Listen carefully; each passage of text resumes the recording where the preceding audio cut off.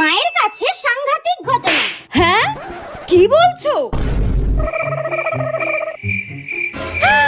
কি করে? মা, কি হয়েছে? আরে মা, বলো না কি হয়েছে? হে ভগবান, মা বলো না কি হয়েছে? মা, ইস, ছি ছি ছি ছি, কি করে হতে পারে এটা? ও মা, বলো না কি হয়েছে? এত বড় ঘটনা আর আমি জানতেও পারিনি। যেই শাড়িটা আমি তোর দিদাকে দিয়েছিলাম সেই শাড়িটা তোর মামি পরে গেছে বাপের বাড়িতে।